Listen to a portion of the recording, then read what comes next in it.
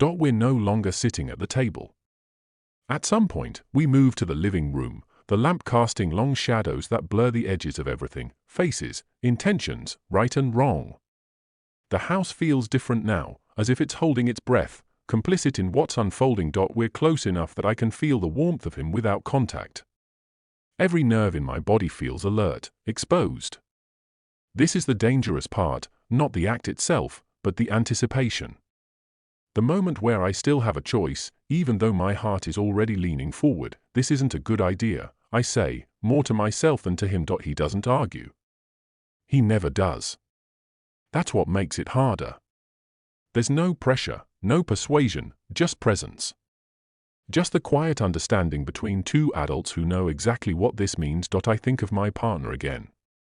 Of shared mornings and unspoken disappointments. Of how we stopped asking each other difficult questions because it was easier to live with silence. Guilt tightens in my chest, but it's tangled with something else now, relief. The relief of being wanted without conditions. When he finally reaches out, it's slow, hesitant, giving me time to pull away.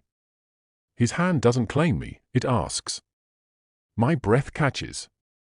This is the moment everything tilts. I don't move. That stillness is my answer. What follows isn't rushed or reckless.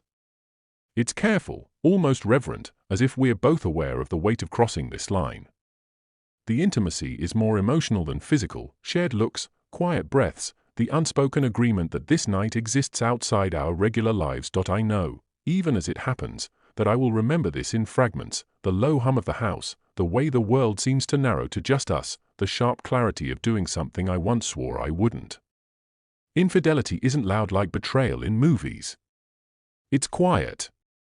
It slips in softly and settles before you realize it's there. For a brief moment, guilt fades. Desire fills the space instead, warm and consuming. I let myself exist in that feeling, knowing it's temporary, knowing it will cost me something later. Afterward, we don't talk much. There's no need. The silence returns, heavier now, layered with meaning. I feel changed, not satisfied, not relieved, just altered. Like I've stepped into a version of myself I can't entirely deny. When he finally prepares to leave, the night feels colder. Reality seeps back in, bringing consequences with it. He pauses at the door, looks at me as if to memorize my face, and neither of us promises anything. As the door closes behind him, I stand alone in the quiet house, heart racing, mind already replaying the night. I know this isn't over, not really, because some choices don't end when the door shuts, they follow you into the morning. If you're ready, I can continue with part 4, the aftermath and the weight of secrecy, where consequences, reflection, and unresolved tension take center stage. To introduce the narrator's ordinary but emotionally empty life, establish the infidelity context, and create the inciting incident, an unexpected nighttime intrusion that awakens desire, curiosity, and inner conflict, the night begins quietly, almost too quietly. The house feels larger when I'm alone, each room echoing with the absence of someone who should be there. My partner is away, again. A business trip, a vague excuse, a familiar pattern. From the outside, everything looks stable. Inside, something has been starving for a long time. The clock ticks past midnight. I sit in the dim living room, lights off, curtains half open, watching shadows stretch across the floor. This is the hour when thoughts become dangerous. I tell myself I'm just tired, just restless. But the truth is heavier. Loneliness has been settling into my bones for months. I had forgotten to lock the back door. I don't realize it at first. I hear a sound, soft, cautious, not quite a footstep. My body stiffens. Fear flashes briefly, then fades into something else when I see him standing just inside the doorway. He's a man, clearly an adult, tall and solid, his presence filling the room without a word.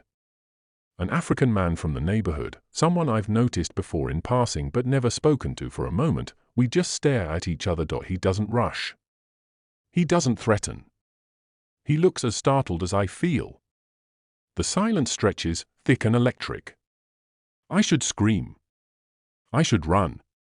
I should tell him to leave. I don't. Instead, I notice small details, the way his chest rises as he breathes, the hesitation in his posture, the way his eyes search my face as if asking a question he doesn't dare speak aloud.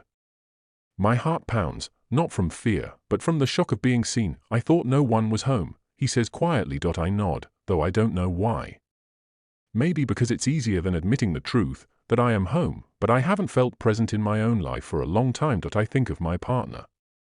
Of promises made and broken gently, without drama. Of nights like this one, spent alone. Guilt whispers in my ear, but desire speaks louder. This man is a stranger, yet something about him feels like a mirror reflecting everything I've been trying to ignore. I step back, giving him space.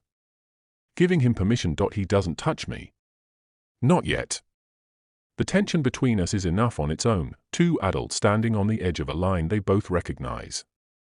Outside, the night hums softly, unaware of the choice forming in the silence, and in that moment, before anything happens, I already know whatever comes next will change everything. If you want, I can continue with part 2, the slow crossing of boundaries, where temptation deepens and emotional infidelity turns undeniable. Morning arrives without ceremony. Sunlight slips through the curtains, indifferent to what happened in the dark. The house looks the same, but it doesn't feel the same. Every familiar object seems to carry an echo, proof that the night before wasn't a dream. I move through the rooms quietly, as if sound itself might expose me. I check my phone. A message from my partner waits there, time-stamped hours ago. Ordinary words. Familiar tone.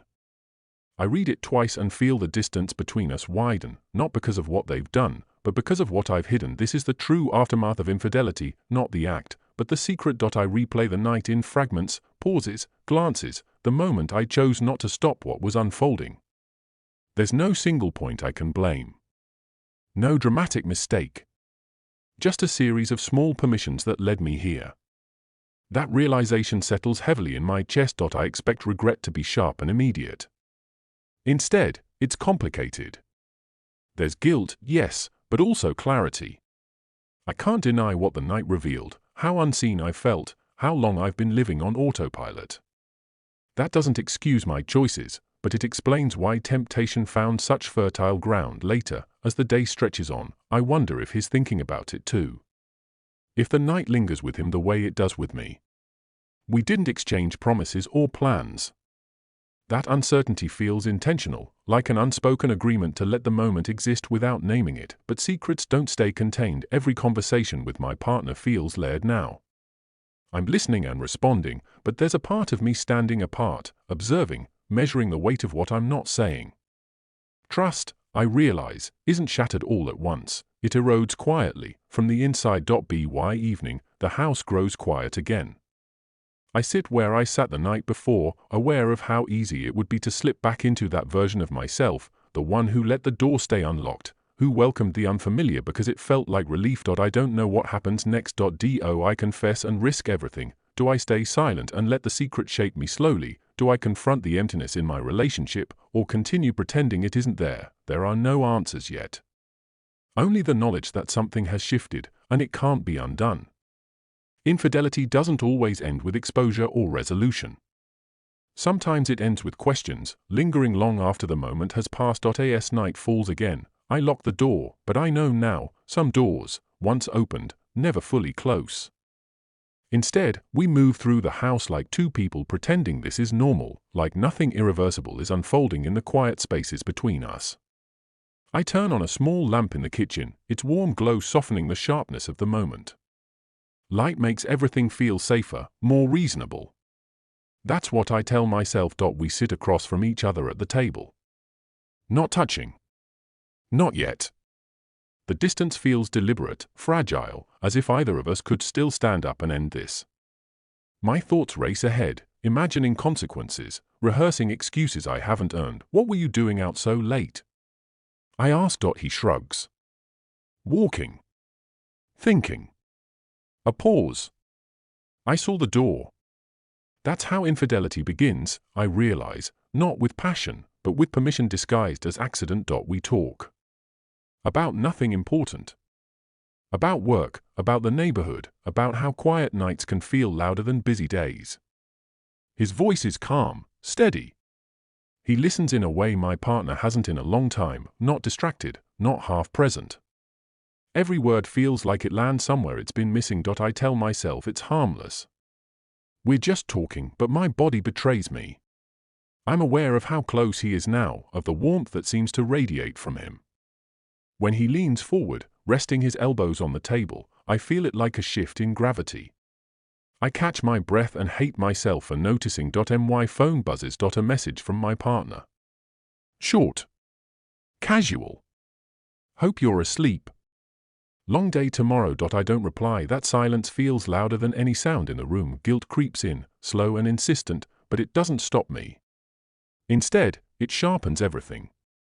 The forbidden nature of the moment makes each second heavier, more charged. I tell myself I deserve this, attention, presence, the feeling of being wanted without having to ask. He stands and moves closer, stopping just short of touching me. I can smell him now, clean, familiar in a way I can't explain. He looks at me, waiting. Not demanding. Not taking the choice is mine. I think of vows, of routines, of how love sometimes fades not with a fight but with neglect. I think of how lonely it feels to be committed to someone who no longer sees you. None of these thoughts excuse what I'm doing, but they make it easier to stay. I should tell you to leave, I whisper. You can, he says. I don't. Instead, I let the moment stretch. I let the boundary blur. Even without a single touch, I know I've crossed a line. Emotional fidelity has already slipped through my fingers, quietly, without drama. Outside, the night deepens. Inside, something irreversible has begun, and I know, whatever happens next, I will carry this choice with me long after he's gone. If you'd like, I can continue with part 3, when desire overpowers guilt, where restraint weakens and consequences draw closer.